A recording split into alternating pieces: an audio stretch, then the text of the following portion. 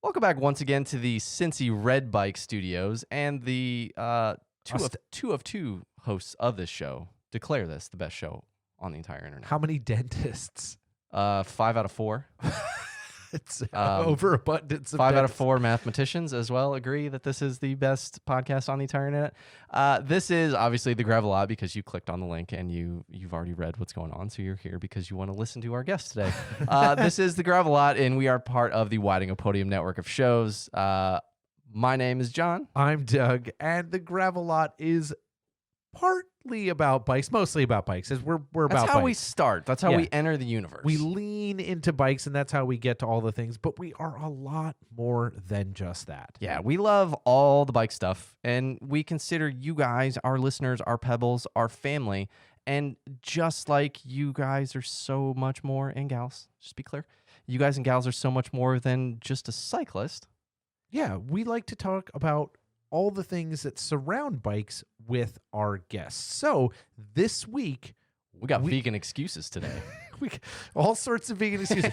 John and I have not eaten meat for a whole week in preparation for the. Well, we have. No, I For made a whole couple hours. several hours. Yes. But that's not what this is about. No. Yes, we have the Vegan Cyclist on, and yes, Tyler's here to talk about stuff, but we're not here to debate veganism. No, we actually didn't talk about it at all. I mean, I think we talked about it in reference to like how the heck did this occur? Right. And that was about that. So we're not here to preach to you. This is not about that. We are here to talk to Tyler about a whole lot more. So without further ado, Let's do it. so this week's guest describes himself as just an ordinary dude that strives to be the best version of himself. He is in his, I think, early 30s. He's a husband to an amazing wife, father to 2 kids, and a proud dog father, much like John and I. Yes.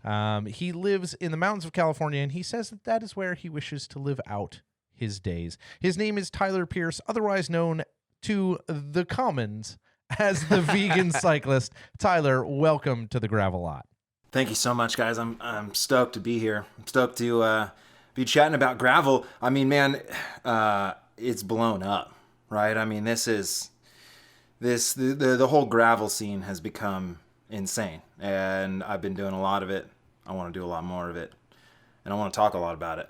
Well, I think that's something that John and I have really found that we're falling in love with as our daily operation, right? That's what we'd prefer to do other than ride anything else. Well, I mean, it's funny because the whole premise of this show was the Gravelot is the parking lot where you have conversations before going on any bike ride. But this show has, similarly to you, Tyler, given us the opportunity to go and participate in all of these different events and discover all the different types of cycling that there are. And yeah, we've just kind of fallen down this rabbit hole of gravel and I mean, yes, it is. Experiential part of it. Yes, it's an experiential part of cycling and not being tied to watts per kilo or KOMs or anything like that. And like, there's a place for all that stuff, and that's awesome. But Yeah, but I think we ride want bikes, have fun. I mean, there's definitely some KOMs on gravel segments. I mean, you know, I'm trying. If there is a segment, it doesn't matter what the terrain is. I'm trying to snag that segment. You're going to have to give us some pointers because I have none of those, and I probably won't. So one of the things that we like to start with here on the show always is to kind of do a very simple level set. And folks, if you don't know anything about Tyler's background, and I mean, good Lord, you can fall down another rabbit hole just by going to his YouTube channel, to his website, and you know, following all his videos, Instagram, and vlogs. Facebook. So much content. So I don't want to belabor too much of that, but I kind of want to give a quick roadmap of how you got to cycling. How did you really first discover bikes? Well, like bikes, right, has probably been in my blood, in my family's blood for a long time. My grandma rode motorcycles, and she was actually on a road bike like club. She rode like from LA to San Francisco or something like that when she was younger, you know, with a bunch of people. Like she was a full-on cyclist. And my mom, she rode motos like in the desert. My grandpa rode, you know, like Harleys and stuff. So just like bikes have always been just a part of the family. And I guess my first introduction to it was, just being a little kid, and I had like a Batman bike. It's like I had Batman on the side, just whatever. And it's just like that feeling of being a kid, and wherever you want to go, you have to go and like tug on your mom's shirt and be like, hey, can you take me somewhere? Can you take me over here? And when I grew up, I was born in 1985, and so like 1990 to 1995, it was a different time.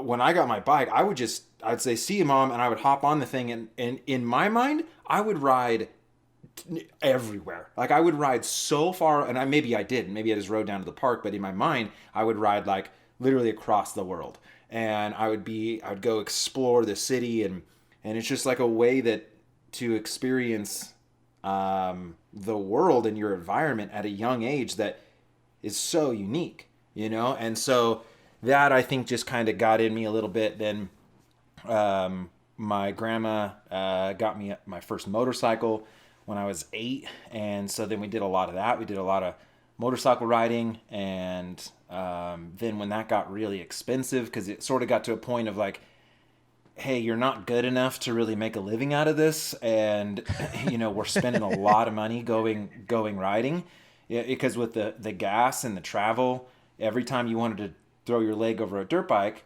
it cost $250 for the day. And maybe our family just wasn't financially to where like we could do that 3 or 4 times a week. And so it was sort of we made a call to switch to BMX, which was way cheaper. And so then I raced BMX and did a lot of that, and was kind of going around to races, dropping the gates and doing that cool stuff. And then when I became 16 and I got a car, bikes were like, dude, no one rode a bicycle. What? Like I have a car, bro. I'm trying to chase some ladies. I got my friends. Like, bikes became nothing. Like I didn't even think about that at all. And then when I turned 18, I bought a street bike, a Gixxer 750, and got back into love with riding 2 wheels on the street. And then I actually, because the economy was like booming, I pulled some money out of my house, and I refinanced it, because at that time it was like, you just said pretty please with the sugar, cherry on top, and they'd give you like $50,000. Yeah, they'd finance anybody. Right. Yeah, it was wild. Yeah, I was 18, and they gave me $50,000, and it's like, I guess this is normal. So then I went and I opened up a motorcycle shop with that money, and I sold dirt bike and street bike like apparel and stuff, and really got into racing street bikes, racing dirt bikes, and just I was such a moto bro. Like flat bill, curved up, just really into that. And then in 2007, beginning 2008, the economy crashed, and no one wanted to buy toys, and I was essentially at a toy store. And so, toy store for adults. Yeah, an adult toy store. Yeah, for sure. Careful, dog. Careful. Adult toy store. Wait, not. Hey, I don't know what your store. I mean, there's a lot of leather goods in bikes. So then I lost everything and really had this like meltdown of my ego and personality. It was, it's so cliche to say like, oh, the worst thing that's ever happened to me is really the best thing that ever happened to me. Like a lot of people say that. But it really was like I was chasing an American dream of money. And when I lost everything and all my identity was wrapped up in financial, materialistic objects, it was crazy. I mean, I lost my identity. I had no clue who I was without those things. And so then I found Brazilian Jiu-Jitsu, it kind of in this like in-between period of going from being like, entrepreneur of the year in my like area, and, rubbing elbows with, all the business owners in my town, and like just on top of the world, to like the repo man's taking all my stuff. We're living in a foreclosed home. Like We have no power, you know. And so it was like a crazy moment. And so then I was doing Brazilian Jiu-Jitsu. I was teaching kids and adults because I also needed money. And so I was kind of just like trying to do that. And I started competing like at Worlds for Jiu-Jitsu, just wanting to you know, compete and do that sort of stuff. And then I decided that I needed to get fit for Jiu-Jitsu. And my grandpa had this like, I don't know, $200 bike. It was nothing. Had these weird bars. It was kind of a hybrid between a mountain bike and a road bike. And I got that from him, and I went out and rode a mile by my house, and I was just so stoked. And I got home and I told, you know, my girlfriend, my wife now, my girlfriend at the time, like, babe, you're not gonna believe this. I rode a mile. And she's like, oh, crazy, you rode a mile. You know, like, it was just this 1 mile was so crazy to do. And, you know, coming from the moto world, spandex, like goofy looking helmets, you know, no thank you, man. I'm not trying to put on Lycra. Like, that's lame. And I don't know what happened to me. Like, I got on that bicycle and started riding on the road, and then, you know, I was not financially well off at all. And I scrounged up $700 and went to go buy my first road bike. So at the time we weren't well off. Like, I took $700, scrounged that up, went to the bike shop thinking that I'm going to go in and buy the top of the line bike. You know what I mean? With $700. Like, I literally have what I in my mind, just a bag of cash. And so then I just... Well, it's got to be less expensive than a motorcycle, right? You know, going to ball out. Yeah. I mean, a $10,000 motorcycle is a nice piece of hardware. It's a decent piece of kit, but like a bike's going to be way cheaper than that. Yeah. Well, I'm thinking, like, in my mind, my spectrum is like $100 bicycle it's a lot of money, right? And so then I go and I slam down this $700, and I'm like, all right, you know, what can I get for this? And the guy literally just looks around the shop and he's like, I mean, I don't know. I'm going to have to ask around if anything used. And I was like, what? You know what? You have $700. And he's like, I have nothing here for $700. He's like, the cheapest bike I have is $1,200. And I was like, what? I was so devastated. And so I ended up getting, you know, a Jameis Venture. And it was like you slightly used. And whatever, it didn't matter, man. I got on that thing and started riding with like really old people. I don't know, I had a friend and his dad rode, so they were like 50 or 60 years old, and I'm 25 at the time. And I'm thinking, dude, I'm gonna give these guys a heart attack. You know what I mean? I'm gonna go out on the road with them and they're gonna die. And so I get on the road with them, and then I'm getting dropped for the first time by some dude who's 65 years old. And I'm like, no, this isn't right. Like, what is happening? And so that's the experience of old man strength right there. Yeah, it was unbelievable. I couldn't understand because you can't understand unless you've actually ridden a road bike on a climb. You know, you just don't understand the difference between 7 miles an hour and 10 miles an hour, and how on a climb how that is just impossible for your body to do at a certain point. And so I just fell in love with it, like just the whole tactics of it, the games, just everything about it. I don't know. I started riding all the time, and then I kind of forgot about jiu-jitsu, to be honest. Like, it was supposed to be a cross training sport, and I just I did a race. I jumped into a crit, thinking, literally my first thought was, you know, I'm probably like maybe one of the best that's ever been on a bicycle. You know, like, for whatever reason, like in my mind, I'm looking at my mile per hour, and I'm doing 18 miles per hour. Like, I have to be special. I must be gifted. I've missed my calling. And then I get into a Cat 5 crit for beginners, and everyone's doing 28 miles an hour. And I'm like, what is this? You know, I just could not imagine this is frightening, that anyone could hold that. Like, 30 miles an hour in a crit is actually, like, a lot of people can do that. And that's just insane to me.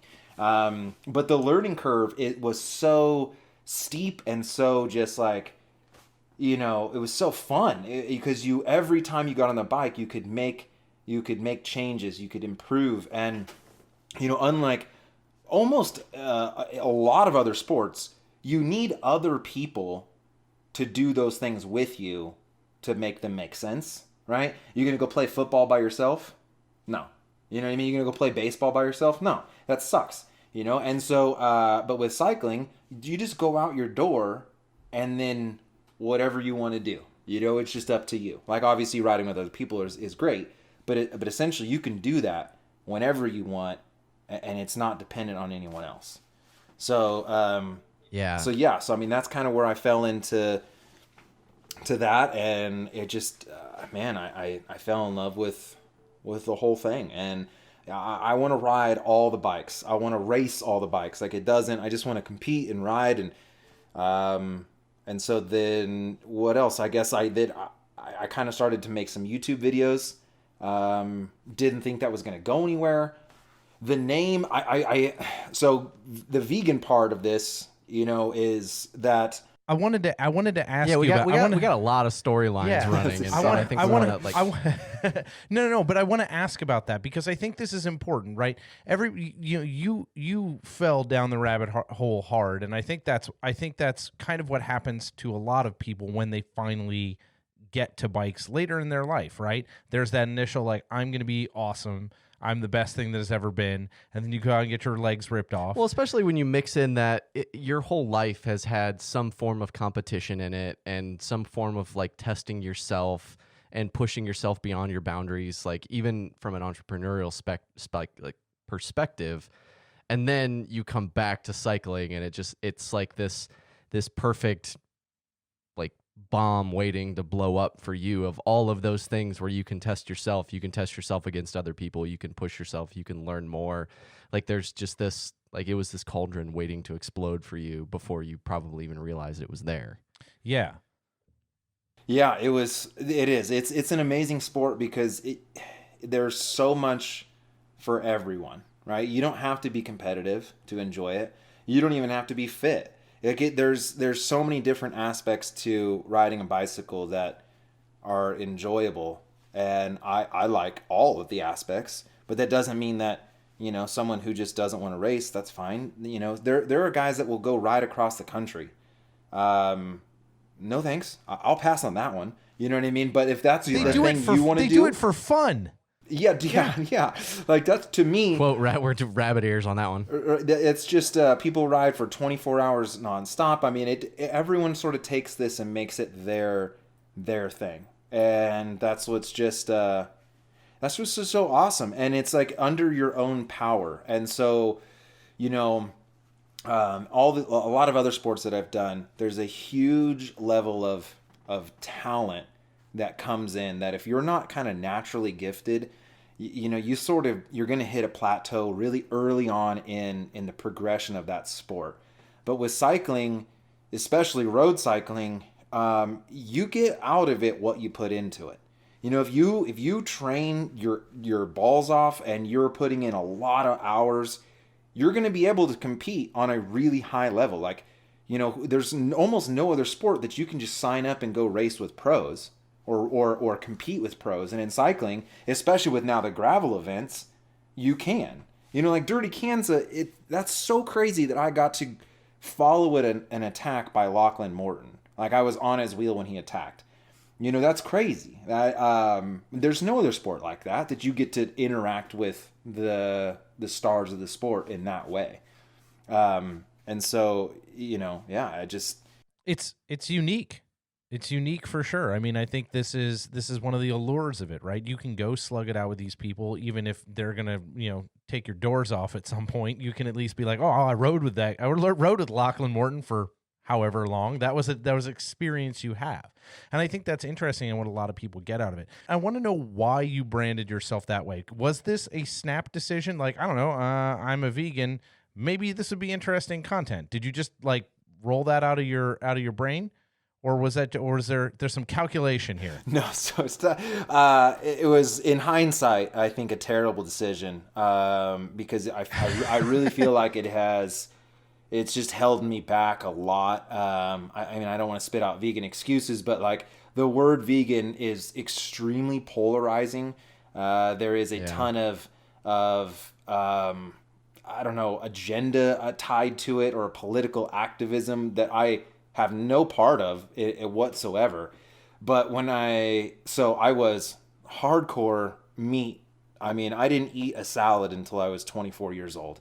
I mean, it was like, it was meat and cheese, and then cheese and meat, and that was it. And then when I got into cycling, you start to chase performance, and you want to be faster, you want to be better, and anything that can do that, you sort of gravitate towards.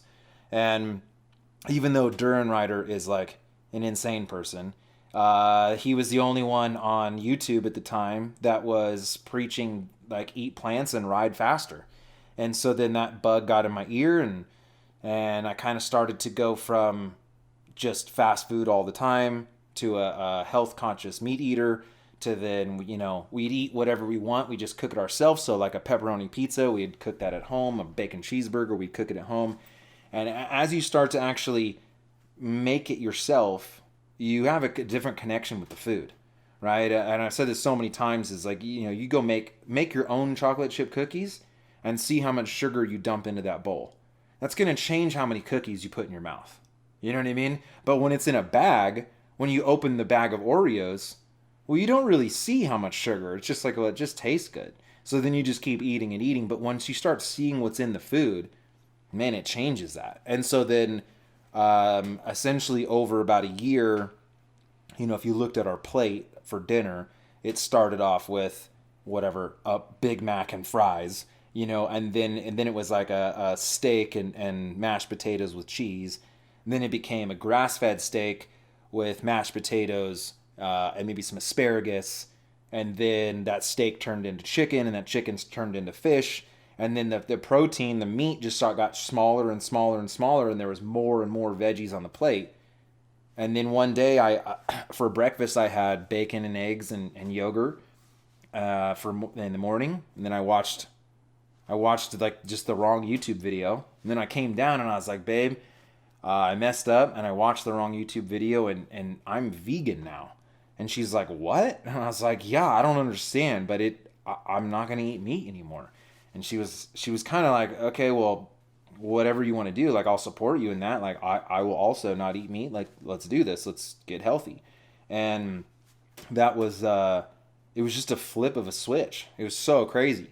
So then when I decided to start making YouTube videos and I was going to make an account, Duran Rider at the time, no one knew how to spell his name, but they just knew him as the Vegan Cyclist.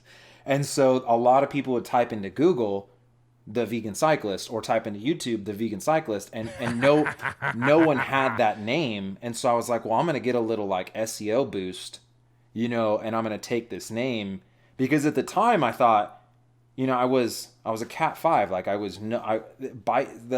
cycling still wasn't a huge part of my identity, and I was kind of really into when anyone goes vegan, they get real excited about it real quick, and I was subject to that. Like, I was super into it, and so then I just thought, like, my channel is going to be more about plants than bikes, and that's where the name came. And so the first year of the YouTube channel, I only got 100 subscribers in 1 year. Right? I mean, I was spending 15 hours on a video and get 12 views. Right? I mean, so it wasn't Holy moly. Like, I didn't think anything was going to come of it. The second year I got 1,000 subscribers, so, just about 2 years in, I have like 1,100 subscribers, 1,200 subscribers. I'm getting maybe 400 views on a video. That takes me ungodly amounts of time to make. And so, at no point do I think that this is going to be a thing. And then, I don't know, man, year 3, I got 10,000 subscribers. And then year 4, I think I got like 50,000. It's like a really weird exponential growth over the years. And so then now, I mean, it's just insane, dude. This journey's been so crazy, but I have like no scale to understand these numbers. You know what I mean? When a video gets 100,000 views, I can't, my mind can't understand that. Like, go to like a football stadium, like what's that, how many people does that sit? Like 40,000, 60,000? Like, to sit back and think. I think. Yeah, Well, I like think big ones. 100,000 actually is a perfect example because the Rose Bowl holds right around 102 or 104,000 people. Okay, but so you're saying that like that video is the entire Rose Bowl. That's It's just insanity. Tyler riding around in the center of the Rose Bowl on a bike. Bonkers. Right. So like, you imagine putting a little laptop in the middle of the football stadium and then like turning my video on and everyone like on the edge of their seat. Like, dude, that I can't. That's hard for me to understand. It's hard for me to fathom. And so, but I think it's, it's been really good. And the idea is like trying to stay this normal dude, right? Because I'm not like a professional athlete. Like Phil Gaiman he's in a different world, right? Like, he has an agent. He's in like Hollywood. Like, he is a professional athlete. That's his job. But I'm not. I'm just some guy trying to make it, and I've got 2 kids and a wife and some businesses, and then I try to tell stories, and I think that's where any bit of my success has come from, is the relatability. You don't see, like, when I see Corey Williams or Justin Williams go and go back-to-back crit national championships, that's cool, but dude, I can't relate to that. And how many other people can? Like, very few. So the idea is to try to show, like, what's going to happen when a normal guy goes and does Dirty Kansas? What happens when just your average Joe jumps into this P12 race? What's that like? And that's kind of been the stories that I've been telling, for the last couple of years. Well, I kind of want to get in and pick this apart a little bit because there's a lot of things that like, and you just kind of touched on them a little bit, that like going back to this transition of eating Big Macs and fries into like grass-fed beef and then going full vegan, is I kind of want to talk about the why, because I think there's a mindset that comes with making that transition and trying to do it from a competition perspective, but then there's that accountability, and I think that's where a lot of people struggle.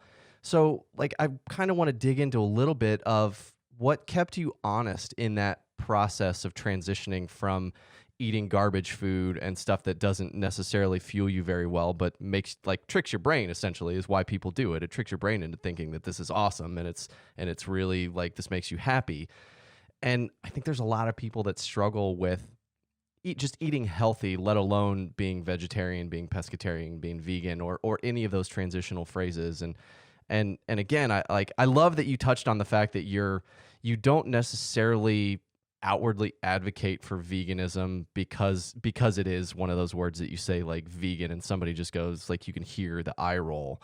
Like right now, our listeners, I can hear it of like, oh God, they're gonna blah blah blah, and like try and preach something, but that's not what you do. So I want to talk more about what kept you honest during that process, and what do you think was kind of the switch that maybe flipped over time or slowly, like on a dimmer switch, helped you stay honest before you ever even watched that YouTube video that put you over the edge?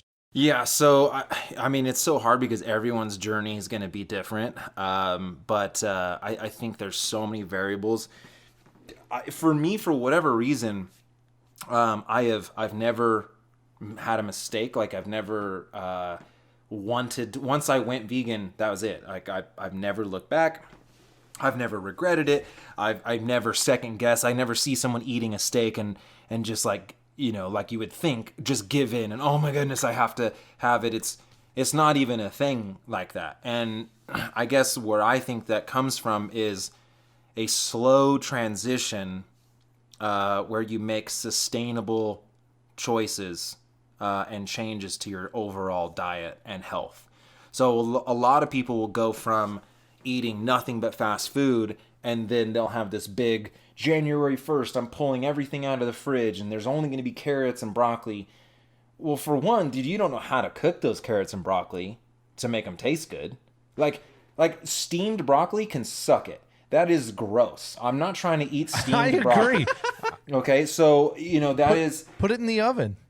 yeah. There's so many different ways you can cook vegetables that make it delicious, but your initial, what am I supposed to be doing here is you don't know what you're doing. So you're biting off way too much, and so to like take it back to like bikes, imagine getting your very first road bike and then going into the Tour de France.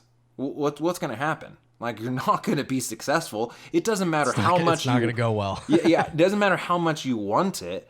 Like, you need to make small changes that you can get under your belt. And again, like, I'm not a scientist. I have no idea, dude. Don't really know what I'm talking about. I'm just regurgitating what I've heard other people say. But your gut biome plays a huge role in this. And so your bacteria in your gut, if all you eat is simple sugars, well, that actually sends signals to your brain to stay alive, right? So when you stop feeding, all you eat is sugar, sugar, sugar, candy, your gut biome is thriving on that. And so then when you pull it away, it's like dying and it screams and it's like, hey, dude, we need that Kit Kat ASAP. And it's very difficult to stop that. It's like trying to, your body says, hey, breathe. Well, you can hold your breath for a little while, but eventually you're going to give in. And so if you just slowly change your gut biome by, pulling out one piece at a time, then it's really easy to make, to go from one point to another point gradually. And that's what I did. Like I said, I went from fast food to then, we still ate bacon cheeseburgers and fries. We just cooked them ourselves, and so then you can start maybe not using as much oil or not bathing it in salt, or, then you're like, hey, well, why don't we get this higher level bacon? Let's get this gourmet style bacon. And then you start getting wild caught salmon, and then you really start to love cooking. And then you start to realize that you can make asparagus taste amazing. And then so you start cooking that, and again, now your gut biome is changing over time in a positive way. Like, you eat something, it tastes good, so then you're making this connection in your brain, like, okay, that tastes good, now it made my body good, and this is all working together. And so when I, made the switch, I was already so close, but it was I don't know, a 5-year process, maybe, to get to that point. And it wasn't like vegan was the goal. I wasn't trying to be a vegan. I thought vegans were the most annoying things ever, until I became one. I guess it's like just kind of nuts. And you were like, well, I guess I got to change that. I can't be calling myself the most annoying thing ever. I'm just gonna have to change my opinion on that for sure. Well, man, and so the one thing I'll add is that, like, I say this a lot, is that when you bring in new information into a system, it's going to change that system, or it's going to strengthen that. So, like, if you have an idea, or if you have a thought, of a belief, and you bring in new information, you learn something new, it's either going to strengthen your standpoint on that, or it's going to change your standpoint on that. And obviously, strengthening it is very comfortable. That's great. That's bias, Is meat good for you? And you see a study and it says yes. You're like, cool. But then you see a study that goes, hey, plants are good too. That's hard for you to want to accept, because it's now challenging your original idea. And I did a video about my blood work. I got my blood work done after 6 years being vegan. And that was something I said, like, I need to make sure that I'm having the right information. I can't just hold myself in an echo chamber and be like, sticking my fingers in my ears. No, vegan is great. I'm going to be like this forever. Well, if my blood sucks, and I'm deficient in everything, well, then I'm going to have to be honest with myself. You know what I mean? So let's bring in some new information. Hopefully it strengthens my standpoint, but it could change my standpoint. And fortunately, my blood came back just baller. I mean, it was my lipid profile was like as good as you could get. B12 was great. I mean, there was nothing. It was all green. It was really nice to see. I was really scared, because it's like at that point I had, like, I don't know, 60,000 subscribers. And so what happens when it comes back and it's like my doctor says, hey, dude, you're malnourished and everything. Well, It's the that's Steak Cyclist channel. Yeah. So you'd have to change something, but I think a lot of people, no matter what fence you're on, that change, that information that could potentially force you to make a change is very uncomfortable.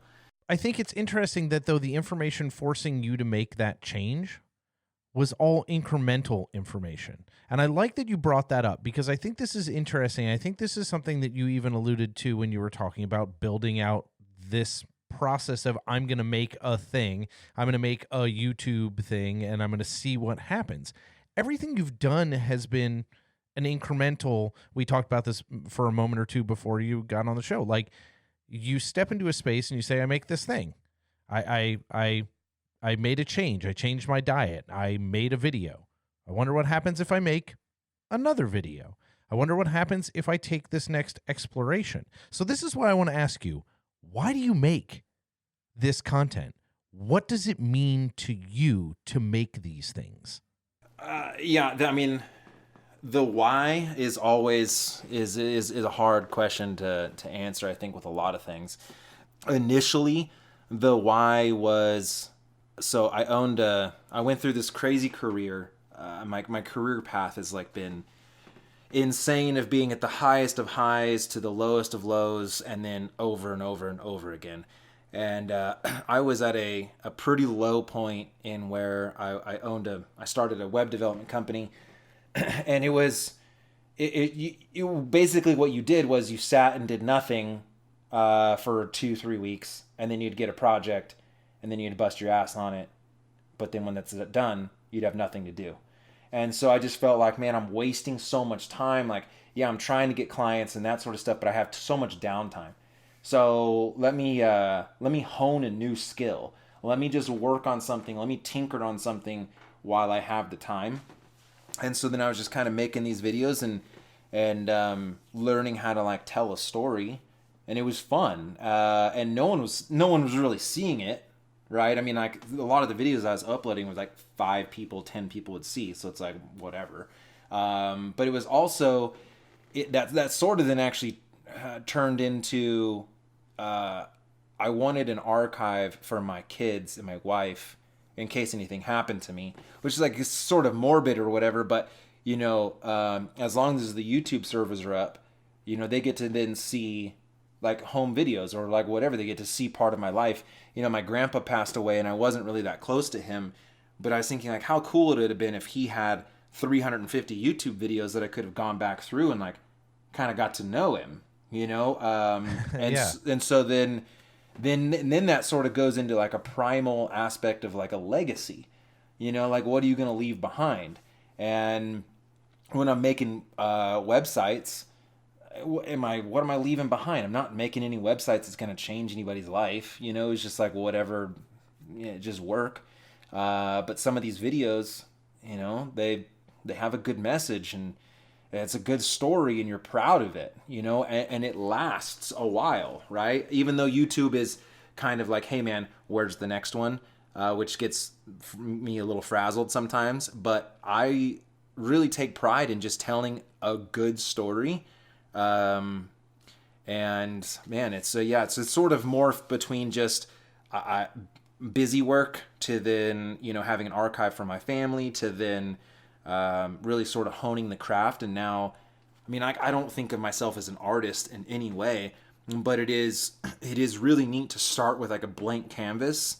Like I have nothing on the timeline, or, you know, I go out to say Dirty Kansas, and before I even turn on the camera, there's this empty SD card, and it's like the possibilities are endless. You know, like I could take this story in so many different ways. Let's just capture it. Let's tell it right, and let's see what happens. And it's really rewarding. It's I don't know. It's hard to explain, but it was very satisfying to take nothing and make it something, and then have people go, cool. You know, so or not. Some people talk hella shit, you know, and that's yeah. Well, that's just don't read the comments. Yeah, that's don't just read the comments. The internet being the internet, and you know, I think everybody that makes any sort of content and puts himself on the line has Sure. to deal with that stuff. And I made it in my notes here to ask you why you chose video, and you kind of answered it a little bit by kind of talking about that archive of yourself for your kids and having those kind of home video pieces. And I kind of want to follow that up and follow this whole explanation that you just made up with the question of, what do you want to achieve? Like, you started this YouTube channel with an idea and an agenda, and maybe you wanted to keep yourself busy and hone a new craft and tinker with something new, and you had something that you wanted to achieve at that point, and then at 100 subscribers you wanted to achieve something different. And I'm curious as to how what you've actually wanted to accomplish with creating this content has changed over the growth and kind of life cycle of the Vegan Cyclist YouTube channel. Yeah, well, like I said, I didn't really start it with an agenda. Like I before the conversation, like before we started this, I have no idea what I'm doing. And I really I try to tell as many people that as possible. As when someone's like, man, you're doing such a good job. Wow, you do great. Like, they send this praise as putting me on some sort of pedestal. And it's like, I need you to understand that I am no different than you. Like, I didn't go to school for this. You know, like, some YouTubers, you'll pull back the curtain and you'll see that they have an entire media company behind them. You know, they have millions of dollars behind this thing that looks like it's some guy with a camera, but really not. You know, they have these amazing cameras, amazing lighting, they have scripts, they go through, there's this whole process to it. But that's not me. I had, you know, when I got Adobe Premiere, I had no idea what I was doing, you know, and you just keep chipping away at this thing. And I really like the fact that there's no gatekeeper with YouTube. You know, if you want to be a TV star, there's a process you have to go through that most people can't ever, like, there's just no way they can. But I live in the middle of the forest. Yeah, I went to theater school. Trust me, I'm well aware of the gatekeeping. I went to theater school. I get that. That's not happening for me. Right. And so with like YouTube, it's just I live in the middle of the forest. I'm no one special, and I can put something up, and I can reach an audience. And depending on what I'm saying, you know, if I say it right and I tell a good story, then maybe they might want to watch more of that.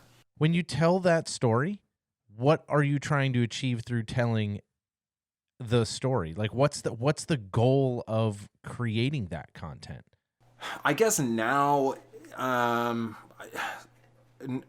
in 2020, my goal is to try to inspire people to get out of their comfort zone and ride their bike, however that is to them. Now, I mean, I don't want to sound like I'm trying to be some motivator or inspiration guru or anything like that. I just, you know, coming from moto, you'd used to, if you wanted to get hyped up to go ride, you'd pop in a VHS tape and it'd be some guys like doing whips in the dunes, and you would just get pumped, dude. You'd be like, yeah, man, I'm going to be that guy. And even if you go out and ride around in like a lake bed and do no jumps and you suck, you still like got motivated to go out there. And with cycling, when I first got into it, there wasn't a whole lot of motivation. It was all just, you could watch some crappy broadcast of a pro race, which you don't really even understand what's going on. And so I really want to try to do a lot of like, just to show that anyone can get out there and enjoy the sport in any way they want to do it. And so I can show racing, I can show being with the family, I can show gravel riding, I can show fondos. You know, it doesn't really matter. I want someone to be sitting at home on the couch eating, you know, Doritos, have the notification that I just did uploaded, you know, some sort of adventure ride through the hills, and then get done with that video, put the bag of chips down and go grab their bike, and maybe they ride 45 minutes. But they rode, and they weren't gonna until that video. Like that's pretty cool. And so I'd like to do more of that. That, I think, is what we want to inspire. And I think what a lot of the people that we talk with want to inspire is give people something that sparks some sort of, and I don't want to sound like Marie Kondo, it sparks joy, but it's something that's bok choy. something that sparks some sort of engagement with bikes, because there are a lot of people who may not have seen bikes as approachable or seen something that resonated with them. Well, let's be real. This is an amazing community. And like, don't get me wrong, that golf has an amazing community of golfers, basketball, like all of these things, bowling, all these hobbies that you can get into. There's amazing people and amazing humans in all of these different hobbies, and cycling is obviously no different. And cycling is something that you can do by yourself, or you can do it in kind of a communal way. But the thing that we always run into, and kind of the golden ticket, and when we talk to a Jake Wells or a Jeremy Powers or any of these people, Amanda Batty, any of these people trying to inspire and motivate folks to get out and ride, each one of them come at it with kind of their own unique solve for any of the myriad barriers for why people don't want to go ride a bike, whether it's I'm overweight, or it hurts, or it's too hard, or it's too expensive, or I don't want to wear Lycra, or whatever the excuses are.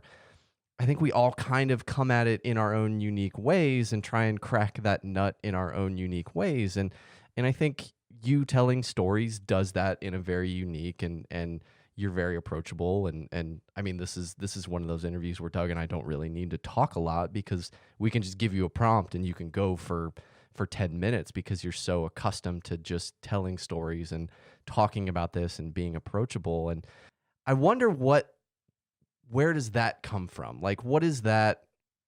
Why does that matter so much to all of us to want to share and to inspire folks to go out and do this thing that we're doing? Why, like, Tyler, why do you want to go recruit and inspire more people to go ride bikes? Because I need that inspiration myself.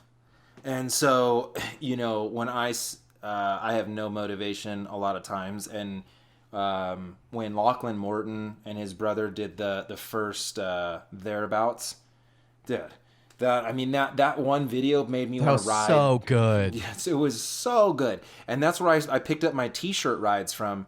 I started riding in t-shirts and doing these t-shirt group rides, because they made it seem so cool, right? It was, and they're like the pro cyclists. They're the total elitist douchers, but then they throw on a tank top, no helmet, and ride across Australia.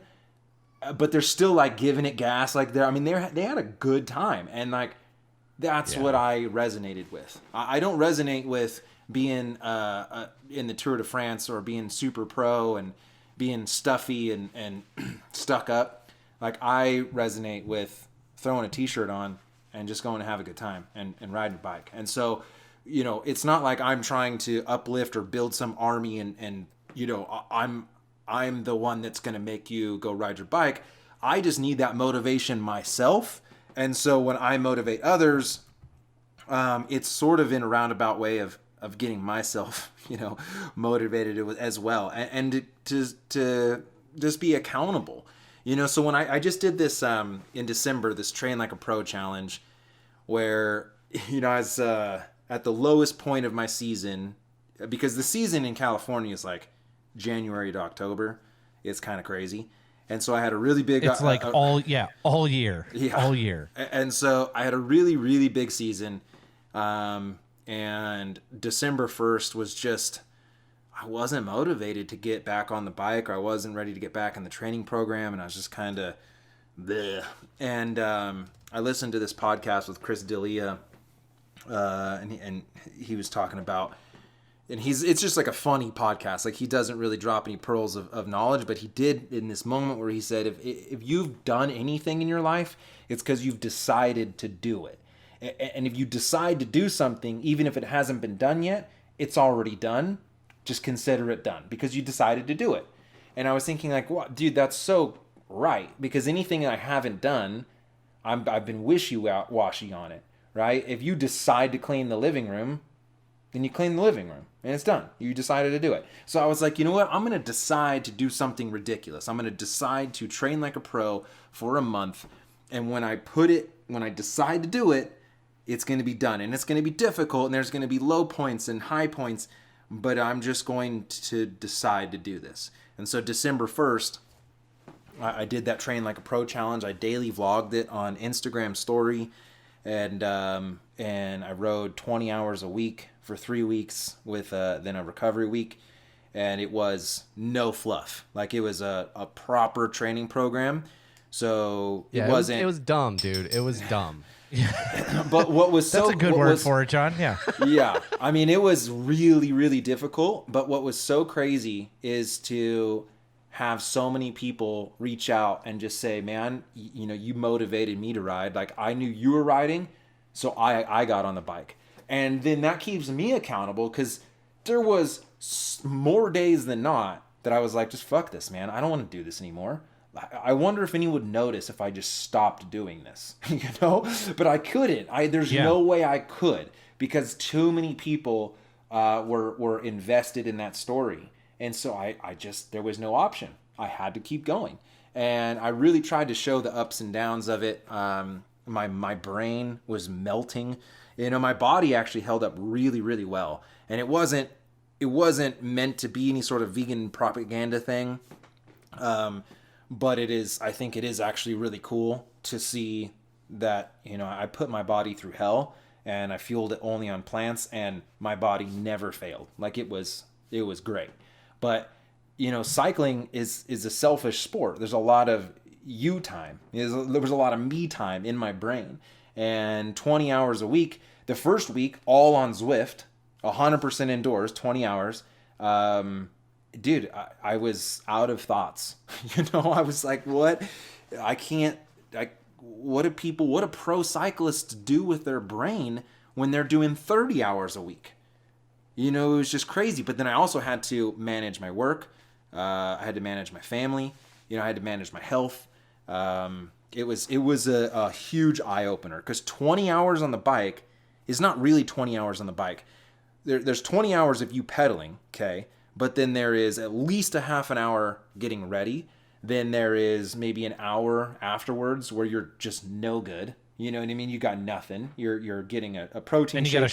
You got to shower. Yeah. You got to shower and you got to eat. Yeah, and so then I would estimate that I was spending close to 35 hours a week dedicated towards the bike, right? When you're taking into stretching and rolling and band work and nutrition and then, dude, it was just, and then I had to be a good dad, you know? So then taking my kids out and doing things with them, and holy smokes. I mean, it threw my life into chaos, but it's something that I'm going to do every year from now on, is that in December, whatever it's going to be, maybe it's a Train Like a Pro challenge or just whatever the challenge is, it's going to be about taking whatever you think, you know, whatever your normal is, and double it, right? And so, because that's what I did. I went from a 9.5 hour average weekly training program, and I doubled it to 20.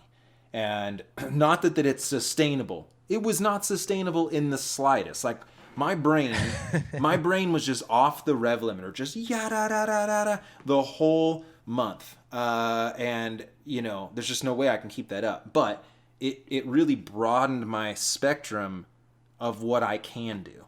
You know, and I realized just how lazy I was. Like, man, I let a lot of time in the day go away to nothing. And when you try to fit in 20 hours on the bike and do your work and be a father and be a husband, you know, and walk the dogs, geez, you know, you can do some really amazing things if you put your mind to it. And I know that's like a dentist poster, right? And that's like dumb, but it's really crazy to see that. So having seen that, now that you've seen, like, oh my gosh, I could somehow juggle this even though my brain was melting, which I think is basically how I think everyone feels at some point, at least once a week, for whatever reason in their life, in their personal life, in their work life, in their training life. But after seeing that, why do you want to go back to that well? Why is that important to you from a personal development space? Well, so one thing, about halfway through, or I'd say about 2 weeks in, yeah, so it was right about the 2 week mark, I started to hate cycling. I was like, man, I'm gonna ruin my love for cycling. I was actually really worried about it because of how much I was like, this sucks. I don't want to do this. I I hate it. And once it was over and I was able to then sort of decompress from it, the gains that I was able to get out of it, it was worth it. You know, you can enjoy cycling without being fit, but you can enjoy cycling immensely more when you are fit, right? Like if, say, 100 miles, because we all want to ride forever if we could, but there's at a certain point where we're like in pain and we're struggling and we can't get up in the next hill. But if you're fit, you get to enjoy that longer. And so when you go out on and ride 100 miles, like, so the last ride I did in the 3 weeks, I did a solo adventure to Yosemite from my door and back. And then actually I needed like 6.5 hours for the program. And so then I actually tagged on a little extra, but it was that I actually completely fell in love with cycling again on that day, because I was just enjoying it so much that I could power myself from my door to, you know, Tunnel View, check out Yosemite Valley, and then ride back home without any sort of issue. Like not being tired, not being achy, not worrying. Like I did 10,000 feet of climbing. It was no big deal. And I was like, this rocks, man. This is awesome. And so to have those days, because you need those days, then they sort of remind you that, you know, putting in the work is sometimes worth it. But again, you don't have to. It's just one aspect of cycling that I really like to push myself and to see where I can take my body, and also the YouTube channel. Like, how dumb is it if I don't train and then I jump into a race and get blown out in lap 1? You know what I mean? So like, I kind of need to upkeep my fitness so that I don't make myself look like a complete fool on YouTube. So do you think that the mentality of pushing yourself further allows you to enjoy something more? Do you feel like that's carried over here into, as we're recording on the evening of January 7th, and we talked about it earlier with people doing New Year's resolutions and things like that. Do you feel like that mentality is carrying over into things beyond just being on the bike? What do you mean? Like dedicating your time to something and making improvements, or what do you mean? Yeah. Like you're, with you have a business, you're a dad, you have dogs, you have all of these other commitments, a wife, all of these things that are asking for your time. And you dedicated a huge chunk of it to the bike in December, but made huge gains on the bike in December. So I'm curious if some of those learnings and some of those kind of mental gates that you broke down are starting to apply to these other facets of your life. Yeah. So I'm going to get like hippie and talk about hippie stuff for a minute. Yeah. But so this is kind of how I put it in my mind, is that if you zoom out on the year, I have a very balanced life. It's all very balanced. If you zoom in, it's complete chaos. And on any 1 week or even any 1 month, my life is so out of balance that you might look at that and go, wow, this is a recipe for disaster. But the way that I think about it is that you have your A priorities, your B priorities, and your C priorities. And A priorities take the most time, but you're making gains. B priorities take, a decent amount of time, but it's not anything crazy. But you're not making gains, but you're not making losses. And then you have your C priorities, which is you're still devoting time to them, but you're not making any gains, and you're kind of going backwards. And so to shuffle those around, even daily, weekly, monthly, yearly, it doesn't matter, however you want to do it. In December, cycling was my A priority. I put all my energy into that, and I was making huge gains on the bike. But my family was B priority, and so then, I wasn't like super dad, but no one was hating me.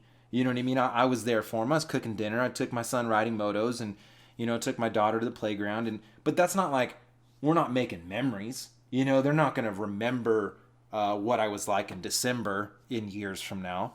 And then work was my C priority. And I lost 2 clients during it. And it cost me. I mean, because I didn't get to emails quick enough.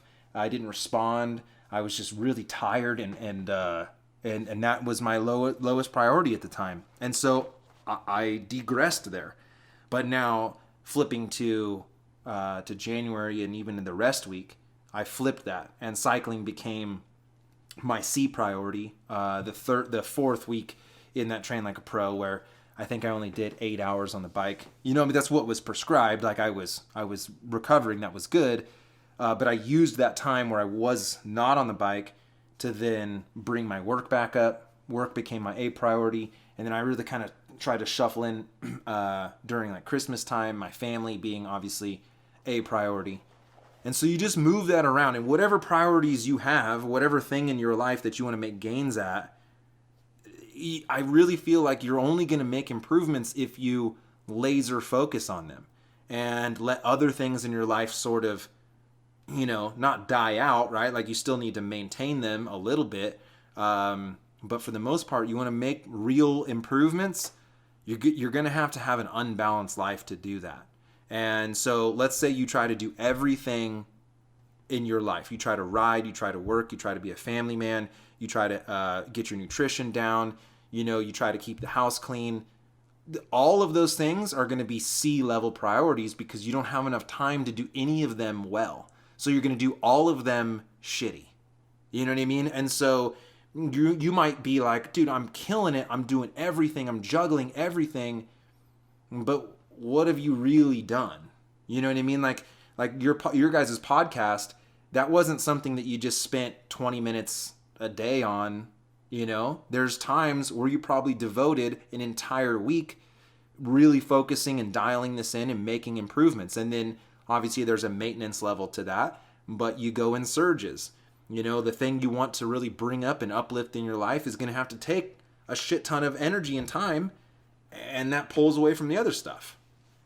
Does that make any sense? No, it makes complete sense, because I think this is the great question that everyone has to try to balance and answer.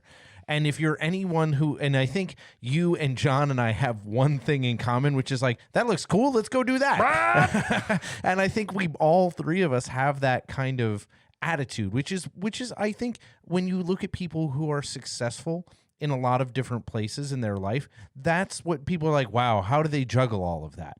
But I think it is that, okay, conversation with my family, here's the deal, this month, here are my goals, here are the things I need to do, this stuff needs to be backburnered. Can we work on this? Can we move the sliders? I'm looking at my mixing board right now. Can we move this slider up because we got to get a little more out of this and a little less out of this? And it's that imbalance that brings you to a balance on the longer view that you were talking about, I think is really fascinating and an interesting way to think about it. If you make sacrifices in the short term, that you can really put your foot on the wood and make some things happen. It's an interesting way. It makes perfect sense. Well, I'm trying to think of when you were describing that, Tyler, I was thinking about one of the other, and now that we're at like 115 or whatever, they're like some of them blend together, but we were talking with somebody and we asked them this specific question, and their response was very similar in the sense that when I'm a cyclist, I'm 12 out of 10 a cyclist. And when I'm a dad, I'm 12 out of 10 a dad, and nothing else matters. And it was that like very similar mentality on an even more micro level of when I'm doing something, that's the only thing that I'm doing at that moment. If I'm on a conference call at work, I have to like shut yourself in the black room with no other sounds because that is my most important priority right now. But the minute you walk out the door and go on a ride, go to train, go to prep dinner, hang out with the kids, whatever those things are, is that becomes your dire priority. And but I think that sometimes people will get into the point where they think they have to do that every day. You know what I mean? And there's just no way. And so unless you're a Superman or something, there's just no way that that's sustainable. And so breaking it up over time, but you got to remember that, like, I keep in this tally in my mind, with my wife at least, is I envision this ball of happiness. And I know, dude, I'm so hippie. So there's like a ball of happiness, and you get to hold the ball, and it's like glowing, and then you're absorbing the happiness from this ball. But only one person can hold it at a time. And so then when I'm out riding for 5 hours, like I did this 6.5 hour ride to Yosemite. Dude, that ball had been with me all day long. So when I get back home, I need to share that with my wife to like recharge her. I can't just bogart the ball of happiness. And so, I got to make sure I pass that around, at least with my wife for sure, so that she doesn't resent me. You know what I mean? That we stay on the same page. And so there's just a lot of fluctuation in the life and what you're doing, but you got to pay attention sometimes, because again, cycling is super selfish. You can get into a position where your baseline is 15 hours a week, and you just think that's normal. That's not normal. You know what I mean? That's a lot of time. That's a lot of personal time that you're taking. And then, the rest week, I couldn't believe how much energy I had to do other things. You know what I mean? It's like, after doing 20 hours a week, 3 weeks in a row, it's like, oh my goodness, man, I can do so much. I can wash the car. Like, wow. It was just like all these, just realizing how much energy it took not only to ride the 20 hours, but then, what that toll took on my life outside of it. Like being creative. Like what can I do to be a good dad? Well, if my brain's just waxed from all the riding, I'm just kind of mailing it in. And that's no good. You want to make sure that you make those gains. So, yeah.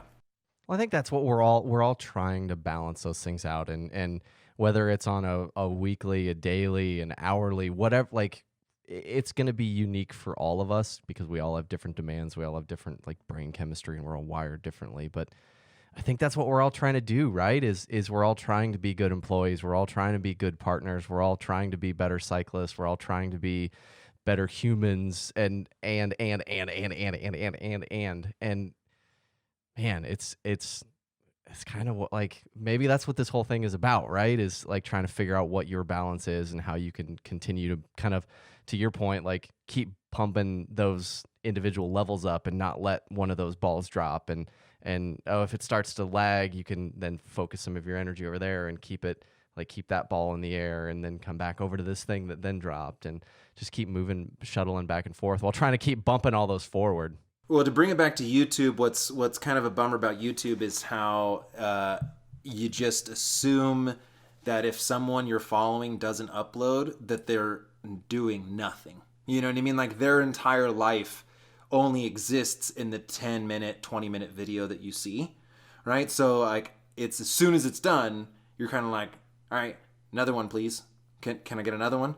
And so like personally, I really have a hard time sometimes trying to keep up with the demand, of those videos. So let's pick that apart a little bit, because as like we create content, we do weekly podcasts, and we put a bunch of different things out on different platforms, but I don't think I've ever felt like that. So I'm wondering if you're projecting that out because you've had people say those things to you or make those comments to you, or if that's a broader kind of content creator challenge, because like it's very important for us to put out weekly content for podcasting, because that's something that we committed to each other. But I don't feel like I've ever had that pressure of, oh my God, if we don't put out bonus content or we don't put out this, that people don't think that we're doing anything. I've never felt like that. Yeah, so the algorithm in YouTube definitely favors daily uploads. You can see if you do 8 daily uploads, you'll see a huge uptick in your analytics. And so that's, the business side of it, obviously. But then, I think I took like 2 weeks off. I got really sick after Dirty Kansas. I got like a lung infection, and man, the whole thing was just not great.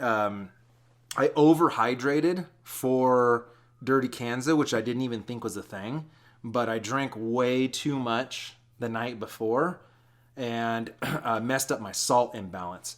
So I couldn't absorb any fluid through my body. It was all stuck in my stomach. And so I actually, even though I had a stomach full of water, I was dehydrated. It was really, really strange. And anyway, wrecked my body because I finished Dirty Kansas, but it was insane. And then I ended up getting like a lung infection. It was just whatever.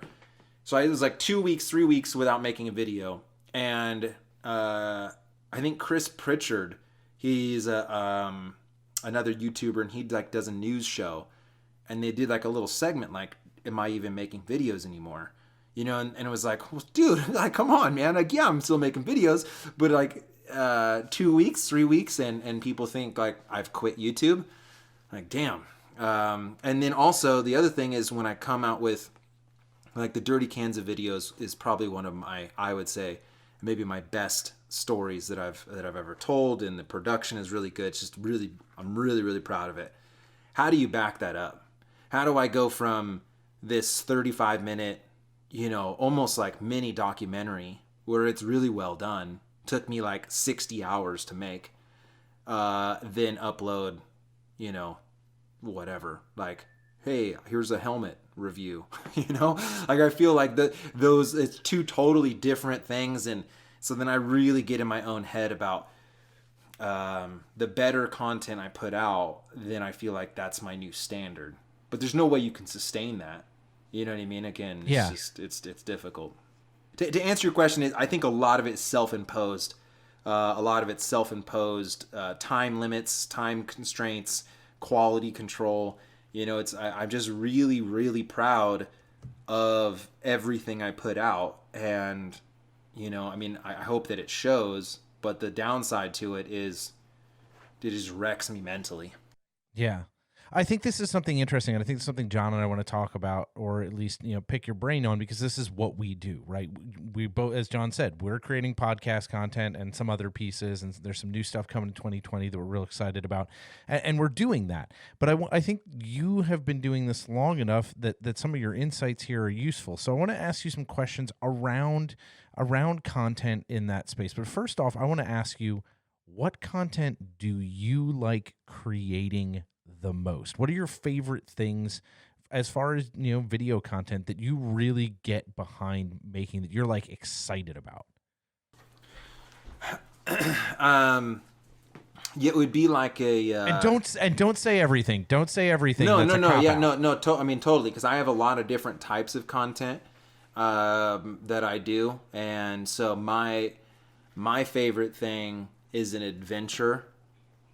Right? And so just like grabbing the camera and going and riding some new roads and just trying to tell that story. Because I don't know what the story is going to be, but I know that I'm going to head out with my camera and I'm going to come home with a story.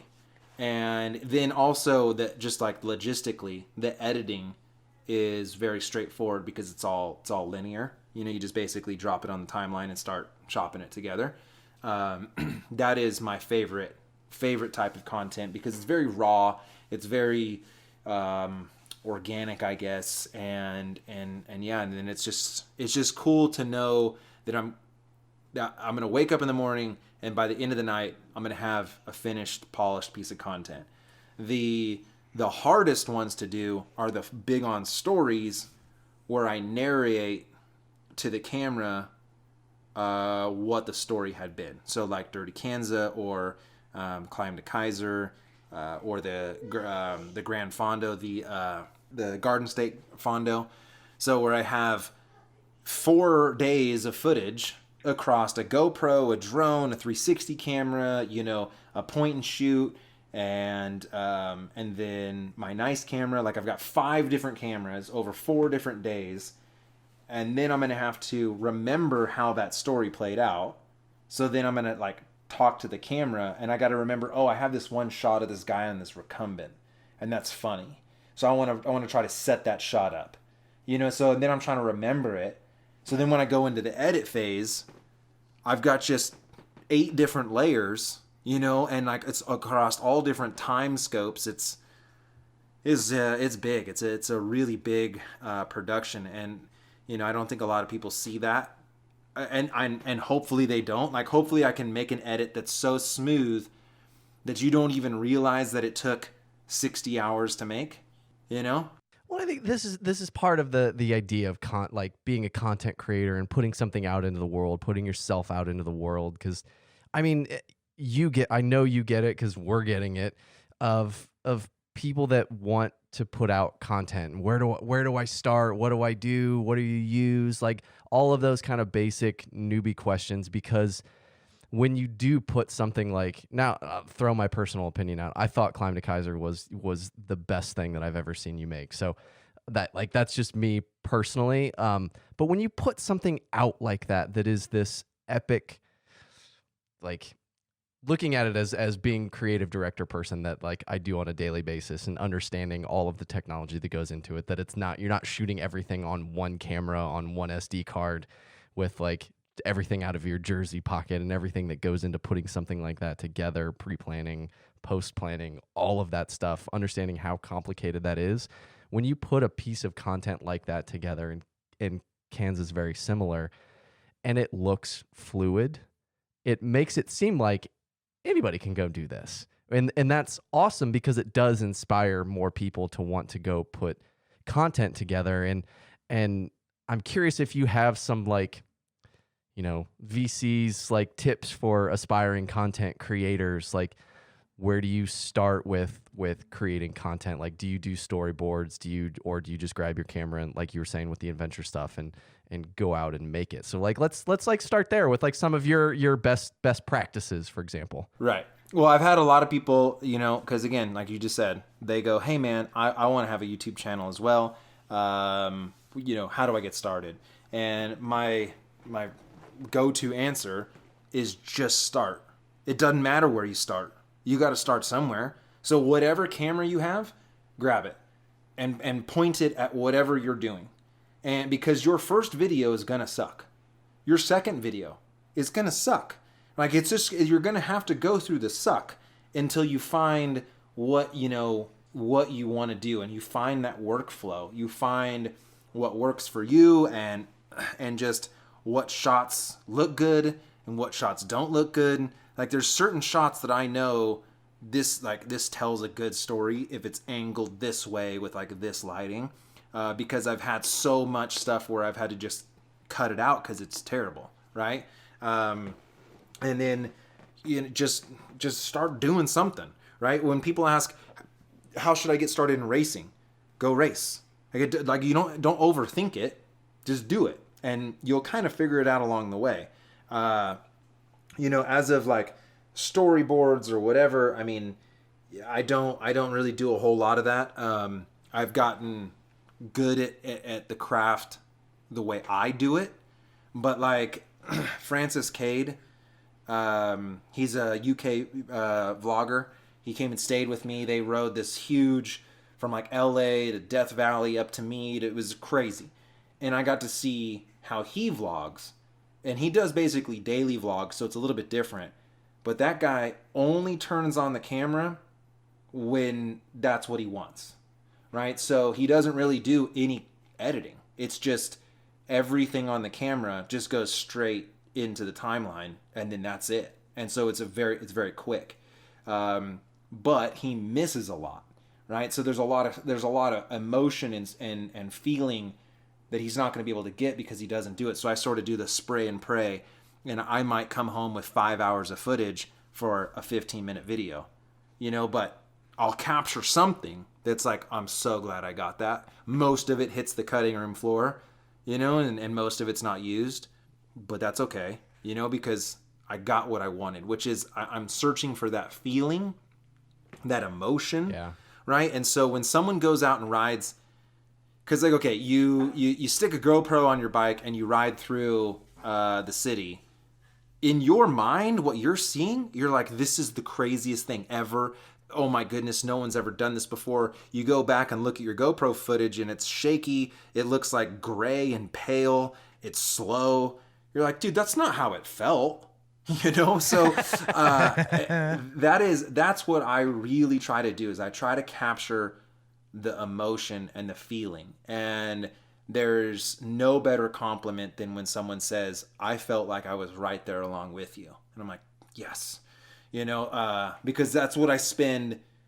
The difference between spending 5 hours on an edit and 50 hours on an edit is almost not a difference, right? Like the final product is maybe 5% different. But that like monumental amount of time that goes into the details, the timing, and we're getting real technical in this, but like almost the vocabulary timing. Like when I'm saying something, you're almost like counting frames. You've got music, you've got this flow, this cadence to it, that once you start that cadence in the video, you got to keep going with it. And so sometimes I'll be going through a video and I'll get to a point where like all future clips don't really match the same cadence as the rest of what I've already edited. And then I'm just like, damn it, dude. I don't know where to go from here. And I kind of get stuck. And the Dirty Kanza, I probably got a 15-minute video done and got to a point where I thought, you know what, there's a way better way to tell this story. And I just canned the whole thing. And there was probably 20 hours of work into that. And I just said, I'm going to start over. Because I just, at that point, it was like, it got into, I hit a wall. And I didn't set up this. And now I could have kept going with it. I could have published it and would have, 90% of people have even noticed. Probably not. But again, it's just trying to get that pure emotion in there. And well, and to those people where it matters. And the interesting piece of this is if you look at like the human spectrum of let's take fitness for example, like taking you specifically and taking like going to Peter Sagan. Like on the entire human spectrum, it's marginal gains to get from you to him, but for us contextually, it's a wild derivation between like regular Cat 1-2 guy and like one of the greatest cyclists of all time. But it's like that last couple percentage points makes all the difference in the world between good and holy shit. Yeah, well, so there's the rule, the 80-20 rule, right? Is 80% of the work takes 20% of the time, but then the last 20% of the work takes 80% of the time. And so yeah, but it's so amazing to create something that sort of lives on. And that's what I really, really like doing is telling a story, that people are going to come back to, 5 years from now, 6 years from now. Like if I stop doing YouTube today, people are still going to find that Climb to Kaiser video. They're still going to find, some of the Fondo stories that I've done. And it's just going to be like you can find my video and not know who I am, have no context, care nothing about plants, and still enjoy the story. And if that's the only video you ever watch of me, like I'm stoked. Because, it kind of made your day, I guess. I don't know, dude. It's super weird. It's very like meta, and it's very, creating content just feels different to everyone, but it's so strange. This world that we're living in now where like I cut TV off, I don't know, 10 years ago. And every once in a while, like we'll go to my wife's parents' house and they still have like basic cable or whatever. And I'm watching these shows like what are you watching? This is terrible. You know what I mean? This is the worst piece of content I've ever seen. And then there's ads every 5 minutes. And it's like, but you're paying $160 a month to watch shit content with ads. You know what I mean? Like that's not the world anymore. The world is that I get to control the flow of content that I want. So I get to subscribe to science channels and, moto channels and, with Netflix or like, whatever. I mean, you can kind of control what's coming into you. And I think that's changing the way that we all look at content. And, Netflix has completely ruined the streaming thing. Like, HBO, you're gonna tell me that I have to watch a show every Sunday? Get out of here, dude. Nope. No, not gonna happen, dude. I want all I want all 10 episodes across all 8 different series. Like, I want it all. I want to binge it all now. I want it all. Exactly. If this landscape's changing and it's constantly moving, and God, if any of us had a crystal ball and we could predict what like 2029 was going to look like, just like the guys on Slow Ride did, then fantastic. But we don't have that. But where do you see Tyler in this landscape in 5 to 10 years? Like, what does this look like for you? Where do you go from here, and where do you have your sights set? Well, I'll tell you, I definitely lose some sleep over it because it's very fickle. You can be a big time YouTuber one day, and just for whatever reason, not the next. And so I try to diversify my portfolio, if you will, to try to make different things. I really invest a lot of time into Instagram. Because I really like doing that as well, but also changing different types of content. And in 5-10 years, I'm gonna be an old man. This year I'm eligible for masters racing, and so you're a baby's master. Oh, congratulations! Yeah, so in 10 years, where am I gonna be with this? It's gonna have to change. But I think that if I can just keep telling good stories, Casey Neistat, a real big YouTuber, and one of the things he said early on is, story is king. It doesn't matter if you're shooting it on a potato or $100,000 red camera. If there's a good story, people are going to be interested in it. You look at Transformer movies. The amount of technology that goes into a Transformer movie is unbelievable, but the story sucks. So you leave this movie where it cost $150 million to make. It took 3 years to produce, and you leave going, well, that was dumb. What? $150 million for you to go, well, that was dumb? Man. So and Blair Witch Project did it with some handheld cameras and let's just freak the crap out of people. I'm stuck on this. I want to see a video on YouTube made with a potato. I'm just stuck on that now. You got me all distracted. We can embed a GoPro in a potato, and then we can put it in a pot to boil. We can do a whole bunch of things. Aren't there some cyclists sponsored by potatoes? Wasn't Katie Compton sponsored for a while, and Ellen Noble? Yep. We can figure this out. Let's call Potato and see if they will sponsor the 3 of us, and we will do videos on potatoes. Oh yeah, big potato. Yeah, I don't think there's a big potato industry. I don't think that there's any conspiracy. Dude. There's got to be a big potato lobby. There is, for real. There is. Tyler, I am not kidding you. There is a big potato lobby, and they pay to sponsor cyclists. That's funny. But yeah, I mean, we're calling them right after this show. The future, I think, what scares me a little bit is if you're just going off history. At some point, YouTube is going to go away. And so what is going to be the next thing? What's going to be the new way people consume content? And I think you got to really be on your toes about that. And so, yeah, man, I don't know. I don't want to try to take myself too serious. And the other thing is, a lot of people have said, why don't you go full time? Why don't you go full time YouTube? Open up a Patreon. Let us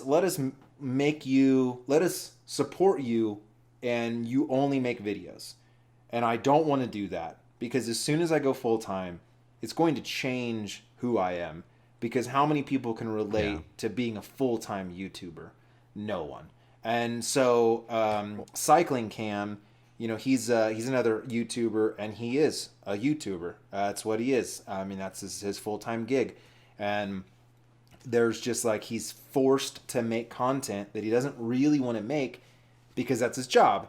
And so you got to get it up. You got to put it out there. And it's going to change you. It's going to make you jaded and sort of over it. And, man, I don't want to ruin that. I I'd rather go 2 weeks without uploading a video and upload a banger than have to do something every single day. And then also dry hump every sponsor because it's like, well, I need this to live. I don't need this. Yeah. I don't need this to live. And that makes it to where I get to choose what I want to make, and I get to choose that storyline. And that means a lot to me. Well, it puts you in control of your creative destiny and allows you to be the one making those decisions. And dude, when you if you made it Patreon and rely on sponsors and all of that stuff as you're living, dude, it's a job. That is what's paying the bills, and you lose some of that raw emotion when it becomes the thing that you're relying on to put the food on the table. It just it changes what it means. Absolutely. Man, I like that we talk all about the deepness of this stuff, because I think this is the space that we think about all the time, and I appreciate you being willing to kind of explore this stuff with us and talk about a little bit of your process and your journey and the things that you care about behind why you're doing these things, because I think that's something that is a hard window for people to always see into from content creators and people who are in that space, what brought them there and why they stay there and why they continue to do it. So I think that's been really interesting for me.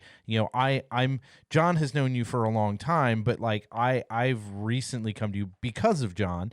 And it is interesting having a window a little bit more into Tyler. So now that when I'm watching your stuff, I'm like, oh, I get this perspective, and I know a little bit more about your process and what drives you behind that. It's fascinating. I think it's a good place to have conversations about this stuff. But I do want to wrap on the one thing that we always like to have all our guests ask, because you want a little nugget to take home.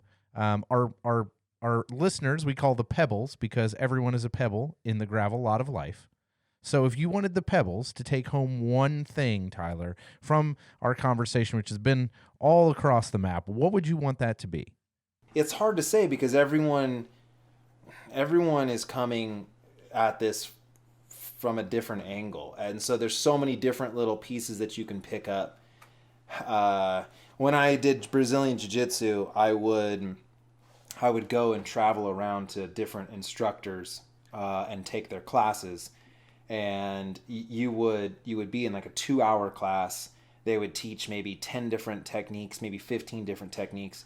And a lot of times, especially the higher you got up, you might travel 5 hours to do a 2-hour seminar, and you come back with 5 seconds of what this guy said at one moment. And there's just this little arrow that you get to put in your quiver. And, but that's what matters to you. Right. And so everyone at that seminar is going to take something different and apply it to them, in their life differently. So it's really hard to say one thing, because if I said, well, I think diet is super important, well, maybe someone already has their diet pretty dialed in, or if I said you should try riding all the bikes, that's one thing that I really believe that can allow for sustainability in this sport, is to not pigeonhole yourself and be like, oh, I'm only a road rider. Oh, I only do TT. I only do triathlon. Do it all, man. Get on the gravel, get on the dirt, get on a mountain bike. Riding bikes is great. Do as much of that as you can. Try new things. Try to broaden your experience. And so, I guess it probably, just in general, get outside your comfort zone every once in a while. And that will lead you into a place where you start to get comfortable with new things. And then, you just what's that one crab that just puts different shells on his back, and over time he's just oh yeah, hermit crabs. Yeah, he's just this magnificent hermit crabs. This magnificent crab, but he started off like an idiot, and then now he's this king. And that's what you got to do, is you just got to start, just take little pieces from all over the place, right? Go do a gravel grinder, and maybe you don't like it. Maybe you're like, dude, that was not my cup of tea. That's fine. At least you now have that little piece of shell to go, well, I know that that's not my cup of tea, and maybe you can identify why it wasn't. Like, well, it's just really rough. It was just like, it really kind of beat me down, and I didn't like all the rumbling and the the rocks and stuff. Well, at least now you know that that's something you don't really like track bikes, fixed geared bikes. Those things try to kill you, and I don't like them at all.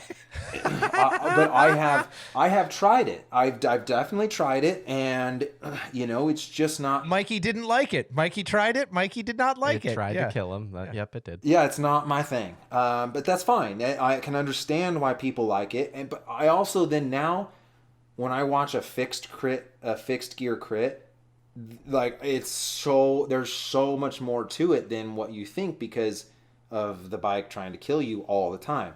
And so it is, just get outside your comfort zone and whatever that might be.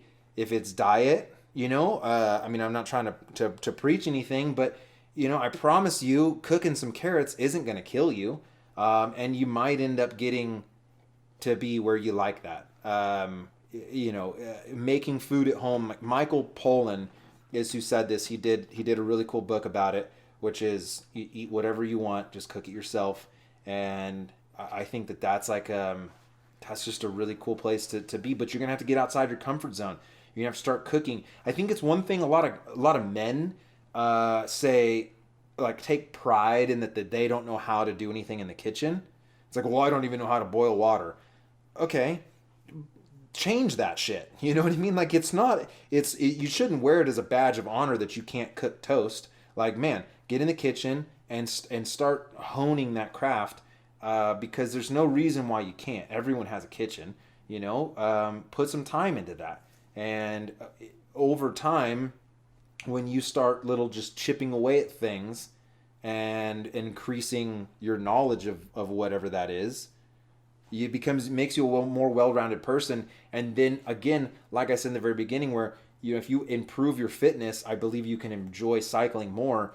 If you improve your entire spectrum of like humanity, you can enjoy life more. And like, that's the most hippiest quote ever. But like, if you have more experiences in life, then every future experience becomes more and more in depth, and you can experience it on multiple levels because of your past experience.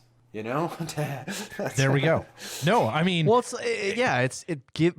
open yourself up, and you have more crayons in the box. Like, 32 is better than 16. 64 is a lot better than 32. Like, put some more colors. Find that burnt sienna. Yeah. Find that burnt sienna, maybe that cornflower blue. I like that. That's not hippie at all, dude. I like how I do appreciate how you keep bringing that up. Like, I'm going to go real hippie. And it's like, nah, dude, we're a long way from that.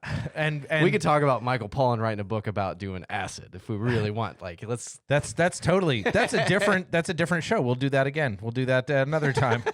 So, well, this has been awesome, Tyler. Thanks for taking the time to join us and taking the time away from your family and your busy schedule. We're glad to hear that you're not trying to put in 20 hours a week on the bike anymore, but we are glad that you did spend some time to join us. Yeah, guys, I really, really appreciate it. Thank you so much for having me on. If you want to find out more about me or check out some videos that have nothing to do with plants, like I've never told anyone to go vegan. It's in the background, right? It's something that just kind of gets you maybe sort of thinking about your diet, but I don't yell at you about eating meat. I don't tell you to eat 30 bananas a day. But YouTube is my main focus. You can find me there, the Vegan Cyclist. And then Instagram is actually where I put a lot of energy into pictures, and my Instagram stories is sort of the real raw behind, like kind of daily vlog sometimes with the Instagram stories. And so if you want to check me out there, that's YouTube or Instagram is where you can do that. We will absolutely hit the link in the show notes. Yeah, hit the link in the show notes to make sure you check out all of Tyler's Subscribe, stuff. Follow. Yep. Smash the bell or whatever the kids like say. button, whatever. Yeah, say. all the things you're supposed to do, the appropriate YouTube and things. We will make sure that we send the team all that way. So, thank you very much for joining us, sir. We look forward to talking to you again soon. Awesome, guys. Thank you.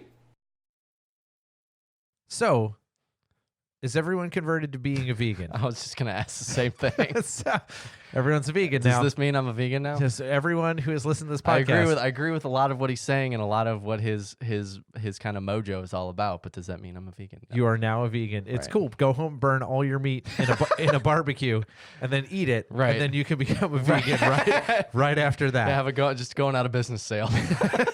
And a real bad tummy ache. Like if you could do both of those things at once. But regardless, the conversation, the things that Tyler's doing, the things that he's engaged in, the way that he looks at life. I was actually talking to my wife Amanda the other day about the thing he was talking about being hyper focused on doing one thing really well in a month and kind of letting other things slide. And she kind of raised an eyebrow, like, "Where are you going with this?" But I got the same reaction from Ellen. She was like, But when you talk about it more holistically and you talk about it on the true macro level, she was like, okay, that makes sense, because you can't be, I think we all talk about it, because you want to be all of the things to all the people every single day on the micro level. But then after a week, you're like, I can't do this anymore.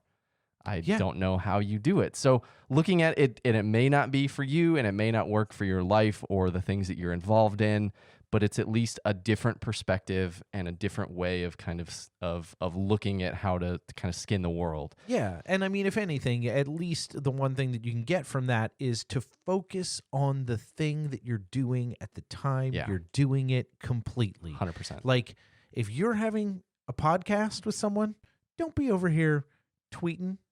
Don't be over What are you here. trying to say? I mean, My phone's in my pocket.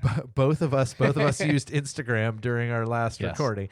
But don't be divided. Be in the space you are and be present in the place you are in whatever you're doing. Yeah. And if Tyler's method works for you to divide it up and put focus in, then that's good. If you've got to find a different way, but whatever you're doing, be present. And I think that's important. And Tyler really shared this as part of the way that he operates and what's getting him through doing all these things as he continues to grow and figure out where he's headed next and what the process looks like. Well, for him. and I mean, if you look at what he's done in his life, then it's a pattern that has, regardless of the financial piece of the motorcycle shop, like he built a successful web design company and he's built a really actually incredibly successful YouTube following of all of the same, it's all the same premise. But the constant variable through all of that is Tyler. And you guys can tell it by listening to him. Go watch his YouTube videos. You can see that he makes himself incredibly accessible. He is a very personable guy. He's so easy to talk to, so accessible in terms of responding to comments and responding to questions and all of that stuff. Because he's like so many people we have on the show that they're just like, I love my life and I want to share the things that I care about with people. And that fuel, that gas tank never runs out to just keep like shooting fire. Yeah, and I think it's important. It's authentic, and you share the things that matter to you. And people if you do gravitate that, to people, that. people like that. That's important to them. And I hope you guys enjoyed this interview. We certainly enjoyed it. It was awesome getting to know Tyler a little bit better, at least on my end. John's known him for years now, but it was cool to make that connection and get to kind of pick apart a little bit of what's going on with him in that space. Obviously, a huge thanks to all of you, our Pebbles, for listening. Old, new, whether this is the first time you've ever found us, please go back and listen to. We've got so many good episodes with so many good people. But if you are, a faithful listener, thanks for holding on and being here this whole time. It means a lot to us that you've been here. Yeah, we obviously can't do that. Obviously we can't do this without all of you guys listening to this, downloading, engaging with our sponsors, and just giving us ideas for new guests and challenging what the show means and where we want it to go, and asking for new content and commenting on things like that, and just being a part of the whole process. And it means the absolute world to Doug and I, and we love hearing from you guys. By now you should know that you can find us at the Gravelot on all the major forms of social medias where the kids are at. Or if you don't want to do that, you can go to thegravelot.com. We have a contact page there you can fill out. It'll go straight to our email. We also have all of our videos, all of the season 2 and season 3 podcasts. There's some additional content showing up, being sprinkled in here shortly. I've been throwing a couple additional things on the website that aren't available anywhere else. So you can go there. It's the clearinghouse for everything that we're putting out. Also, don't forget to go to the wideanglepodium.com. Make sure you become a donor to the network. Your support helps support all the shows on the network, but specifically while you're there and you're clicking along, just put in an email address, and into this thing, put in a credit card number. Make sure you select the Gravel Lot so you can support the podcast that you're listening to right now with your dollars so that we can keep making this happen for you, our Pebbles. And speaking of support, go and support the people that are supporting the show that you're supporting right now. If you ride in it, it is guaranteed that they make it. Probably. Well, Unless it's a guarantee. Like lingerie, something weird. Well, I mean, lingerie is not weird. But they do custom, so they might do it. For cycling, lingerie is a little bit of a reach. It seems uncomfortable. Lace. That's a good clarification. Yeah, lace not in a place you want to be if you're cycling. But if you need tops, Bottoms, outerwear, base layers, chamois cream, socks, or warmers, and basically all the other stuff. Jackets, all those things. Yes. It can all be Caps. customized to it can all be customized to your exact specifications. We've been working with Adam and his team for over a year and have been continually blown away by the quality, attention to detail, and the turnaround time on all this gear. I do not like riding in anything else anymore. This is my world. Even on the trainer right now, it's all BFRB kind of all the time. So head over, if you want to learn more, you can head over to bfrbcycling.com and take a look at how they can help not only you, but your entire team get outfitted for 2020 and beyond. This podcast is also generously supported by our good friends at Whoop. Yeah, we're stoked to have Whoop back. It is awesome. Whoop is back with the wide angle podium again. I've been using Whoop for a long time. I feel like it's been decades, but it has been a good relationship for me.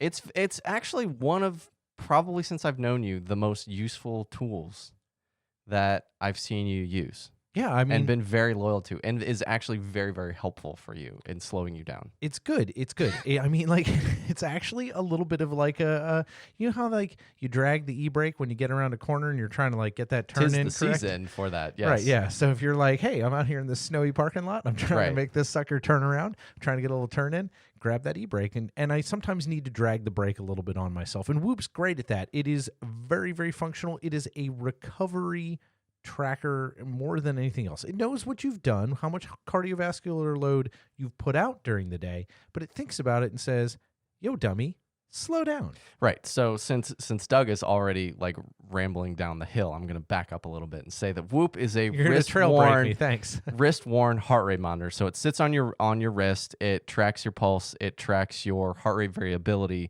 So it basically, to Doug's point, it says how much strain you have put on your body, how well you sleep, how well you're recovered.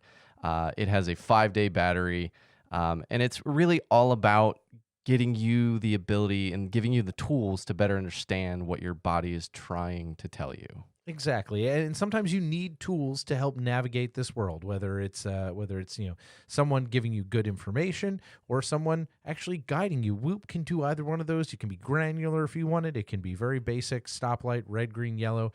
That is really, really easy to use for me and has been an amazing tool. And I will tell you this: the Whoop customer service has been impeccable for the last almost 2 years that I've been using their product. Anytime I've had an issue, they've been responsive, and that's not something that you find in every company. So we strongly urge you here on the Gravel Lot to go out and support our sponsors, Whoop.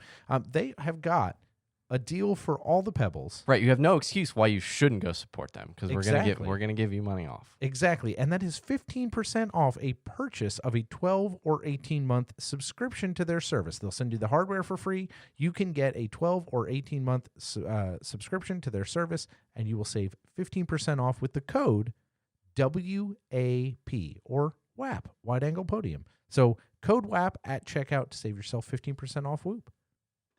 Make sure to go support longtime supporter of the show, Dan and Grimpore Brothers Coffee. Dan has provided 2 hand-roasted blends that are exclusively made for Pebbles, just like you, which are the, you guys should know this by now. Yeah, it's the Full Schleck and the Hello Cyclocross Friends Espresso, or both. And rumor has it, and I guess if we run this ad roll long enough, that they might actually have released it by now. But rumor has it that the coffee minions have been brewing up something new for the Wide Angle Podium shows. So, Full Schleck, Hello Cyclocross Friends Espresso. You can brew it as regular coffee. It's not only espresso. But Dan also has a lot of other blends if you're not interested in those. And the cool thing about every single one of them is that they all go to support the thing that is on the label. Yeah, so there's, cycling. Right, cycling or athletes or causes or events. And so you can click the link in our show notes and head to the Grimper Brothers website now. And obviously, like we said, Full Schleck. Hello Cyclocross Friends Espresso. Make that purchase. Support this show. Support this network. Purchase good coffee, drink good coffee, support the things that you care about. Including Dan and Grimper Brothers. And us. Our intro and outro music is from our friends and local band Undertipper. Head on over to undertipper.bandcamp.com and thank them for supporting the show by supporting their music and buying some of it. That would be probably pretty helpful to them. So that's a wrap for today. As we say each and every week, decisions and trails are made by those who show up. So if you don't see you on the trails this week, we'll see you next time. Bye, John. Bye, Doug.